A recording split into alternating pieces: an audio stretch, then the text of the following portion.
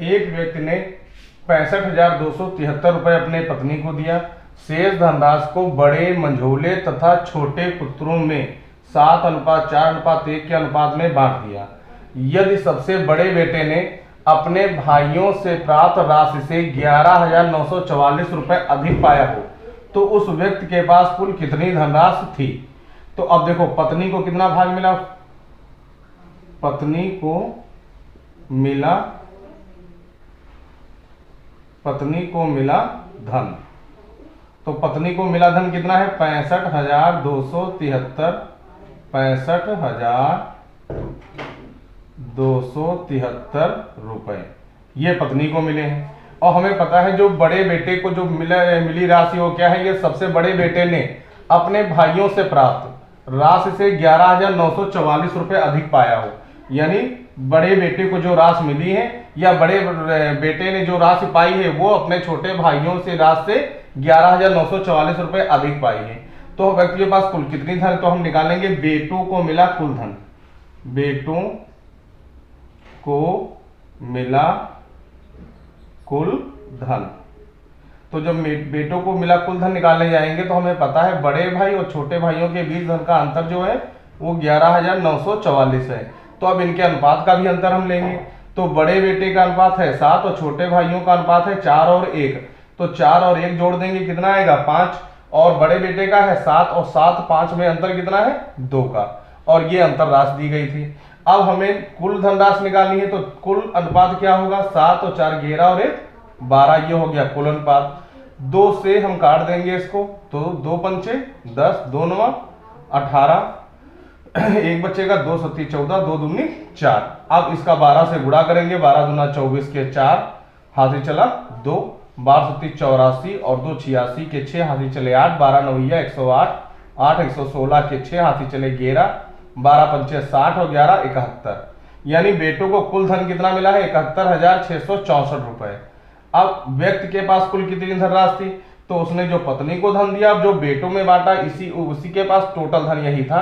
तो अगर इन दोनों धनों को हम जोड़ देंगे तो व्यक्ति के पास हमें पता चल जाएगा कितना धन है। व्यक्ति के पास कुल धन, तो जब व्यक्ति के पास कुल धन निकालेंगे तो पत्नी को कितना भाग दिया गया था? 65,273।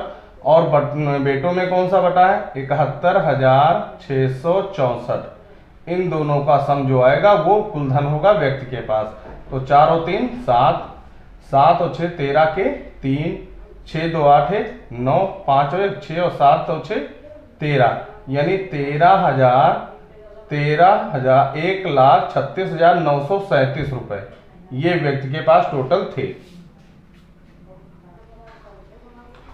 2 टीवी का मूल्य 3 रेडियो के मूल्य में 3200 रुपए अधिक है। 2 टीवी का मूल्य 3 रेडियो के मूल्य से 3200 रुपए अधिक है। यदि एक रेडियो और एक टीवी के मूल्यों का अनुपात है 3:7, तो एक रेडियो का मूल्य क्या होगा? हमें पता क्या है? एक रेडियो यानी एक रेडियो और एक टीवी का अनुपात हमें पता है। एक रेडियो और एक टीवी का अनुपात कितना है? 3:7। और हमसे जो यानी अंतर जो दिया गया वो काहे का है? 2 टीवी और 3 रेडियो का। तो एक रेडियो की जगह कितने रेडियो हैं? 3, तो 3 रेडियो। और टीवी कितनी हो गई? 2, तो 2 टीवी। इनके मूल्यों का अनुपात क्या आएगा? तो जो एक रेडियो का था 3, तो 3 रेडियो का 3 त्रिक का 9, एक टीवी का था 7, तो 2 टीवी का कितना हो गया? 14। अब हमसे पूछा है कि एक रेडियो का मूल्य क्या होगा, तो हमें अंतर क्या दिया गया है? तो पहले हम निकालेंगे एक रेडियो का मूल्य। एक रेडियो का मूल्य अंतर कितना दिया गया है? 3200। तो 3200 है क्या? किसका अंतर है ये? 2 टीवी और 3 रेडियो का। तो 3 रेडियो 2 टीवी के बीच का अंतर कितना है? 14 में से 9 गए 5। ये रुपयों का अंतर था, तो हमने वही अनुपात का अंतर निकाल लिया। अब हमसे पूछा है एक रेडियो का अनुपात कितना है? 3, तो वो ऊपर रखेंगे, जो पूछा जाएगा वो ऊपर, और जो आंकिक मान में दिया गया वही रेशियो की वैल्यू बटे में। अब इसको हल कर लेंगे। 5 एकम 5, 5 छक्का 30, बचे 2, 5 चक्कू 20, 0। और जब इसका गुणा करेंगे 3 से तो आएगा 3 0, 3 चक्कू 12 के 2, 3 18 1 19। यानी 1920 रुपए होगा एक रेडियो का मूल्य। एक कार, बस तथा मोटरसाइकिल की गति क्षमता 10:8:5 के अनुपात में है। सामान्य स्थितियों में उसके द्वारा तय की गई समान दूरी में लिए गए समय का अनुपात क्या है। सामान्य स्थितियों का मतलब यानी कि दोनों को दूरी तय करने में कोई भी अवरोध ना है और अपने सामान्य चाल से चलती रहे। तो अब देखो गति की क्षमता यानी कार कामा बस और मोटर तथा मोटर की गति क्षमता का अनुपात हमें पता है। गति क्षमता यानी चाल का अनुपात है 10:8:5। अब देखो गति क्षमता का अनुपात पता है, हमसे काहे का अनुपात पूछ रहा है, समय का अनुपात यानी जब ये समान दूरी तय करेंगे तो इनके समय का अनुपात क्या होगा। तो अब इसके लिए देखो हम चाल बराबर एक फार्मूला देखेंगे। चाल बराबर फार्मूला हमने पढ़ा है दूरी बटे समय। अब देखो यहां से हमें क्या पता चल रहा है, जो चाल जो है वो समय के क्या है, व्युत्क्रमानुपाती। यानी अगर समय बढ़ेगा तो चाल क्या होगी, कम होगी, और अगर चाल ज्यादा होगी तो समय क्या होगा, कम होगा। यानी समय जो होता है वो चाल का व्युत्क्रमानुपाती। यानी अगर समय का अनुपात निकालना है तो इसका व्युत्क्रम क्या होगा, 1/10।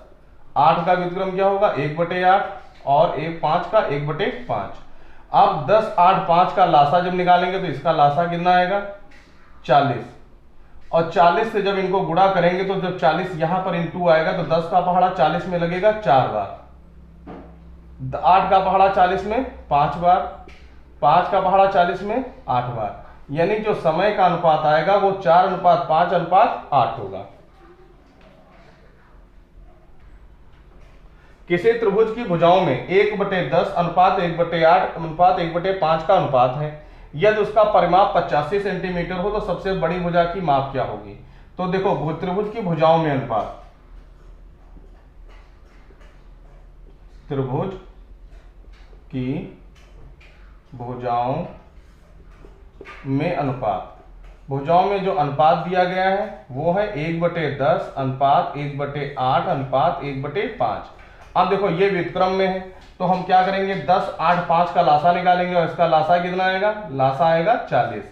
और जब 40 हम गुणे में रखेंगे तो ये आ जाएगा 10 चक्कू 40, 4। 8 से जब 5 को भाग करेंगे तो 5, और जब 5 से भाग करेंगे तो ये आएगा 8। यानी भुजाओं में अनुपात आया 4:5:8। अब हमें निकालना क्या है, सबसे बड़ी भुजा। तो सबसे बड़ी भुजा जो हमसे पूछ रहा है, सबसे बड़ी भुजा, तो दिया क्या गया है, परिमाप दिया गया है। परिमाप कितना होता है, 85। और परिमाप जो होता है वो भुजाओं का योग होता है। भुजाओं का योग अगर करेंगे तो क्या मिलेगा हमें, परिमाप। तो भुजाओं का अनुपात कितना है, 4, 5, 8। तो इनका योग क्या आएगा, 5, 4, 9, 8, 17। इनका योग आ गया 17। सबसे बड़ी भुजा पूछी है तो सबसे बड़ी भुजा यानी जिसका अनुपात सबसे ज्यादा वही सबसे बड़ी भुजा। तो सबसे बड़ी भुजा 8, सबसे छोटी भुजा है 4। तो हमसे पूछी है बड़ी भुजा, तो बड़ी भुजा क्या होगी, 8। जब 17 से काटेंगे 17 × 5 = 85, और 8 को 5 से गुणा करेंगे कितना आएगा, 40। यानी 40 सेंटीमीटर होगी त्रिभुज की सबसे बड़ी भुजा।